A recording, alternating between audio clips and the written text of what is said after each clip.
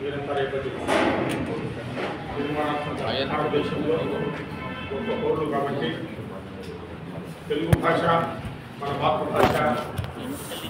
తెలుగు భాష పైన, తెలుగు భాష విలువలపైన, తెలుగు భాష సందేశాలపైన తప్పకుండా మనసు పెట్టాలి. కటాపల్లి వేమన గారు కావచ్చు, శ్రీమతి తిమ్మమ్మ గారు కావచ్చు, ఆమె గారికి ఘనమైన చరిత్ర ఉంది. మిత్రులారా, ఉక్కపట్టణంలో పుట్టిన శ్రీమతి తిమ్మమ్మ గారు పాలయ్య గారితో వెళ్ళిన తర్వాత తిమ్మమ్మ ప్రాంతానికి చేరుకుంటారు.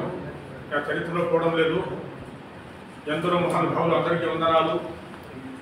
వారిని స్ఫూర్తిగా తీసుకొని మనము తప్పకుండా ముందుకు పోవాల్సిన అవసరం ఉంది. మిత్రులారా, తెలుగు భాష మాతృభాష, తెలుగు భాష గుణగణాలు, తెలుగు భాష పరిమళాలు, తెలుగు భాష సిద్ధాంతాలు మన జీవితంలో ఉంటే, విద్యారంగంలో ఉన్నా, ఉద్యోగ రంగంలో ఉన్నా, రైతాంగంలో ఉన్నా, దాంపత్య జీవితంలో ఉన్నా, ఇంటి సమస్యలు వచ్చినా తప్పకుండా పరిష్కారం చేసుకోవచ్చు.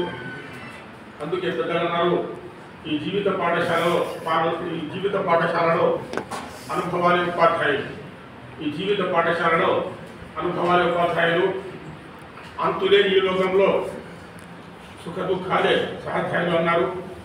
ఆ మార్గంలో మిత్రులారా, మన సింగమణి నారాయణ గారు ప్రముఖ వ్యక్తి, తెలుగు భాషను గౌరవించిన వ్యక్తి. ఇంకో విషయం చెప్తున్నాను, తెలుగు భాషను మీరు మనసారా చిత్తశుద్ధితో గౌరవిస్తే తప్పకుండా దేశం, సమాజం, అన్ని వర్గాల ప్రజలు మీకు గౌరవిస్తారు.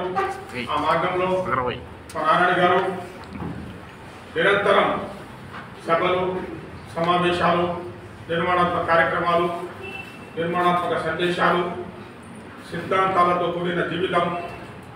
సిద్ధాంతం ఉంటేనే ఏ వ్యక్తిగా ముందుకు వెళ్ళే అవకాశం ఉంటుంది. ప్రిన్సిపల్స్ అనేది లేకుండా పోతే, సిద్ధాంతాలు, నియమం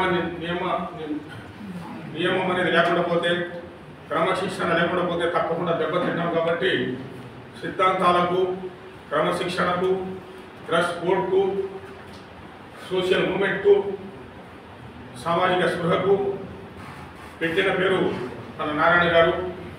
కాబట్టి ఈరోజు వారిని కలుసుకుంటూ అనంత మహాసాగరంలో ఉన్న తెలుగు భాష ప్రేమికులు, పెద్దలు ఈరోజు శ్రీ సాయి డిగ్రీ కాలేజీలో మీతో పాటు ఒక ప్రోగ్రాం ఏర్పాటు చేసి ఒక అవేర్నెస్ కోసం, సౌండ్ మెసేజ్ కోసం, ఒక సమాజంలో మార్పు కోసం ఈ ప్రోగ్రాం పెట్టడం జరిగింది. కాబట్టి ఈ అవకాశం ఇచ్చిన మీ అందరికీ ధన్యవాదాలు తెలుపుకుంటూ, గంధపు చెక్కలు గదికే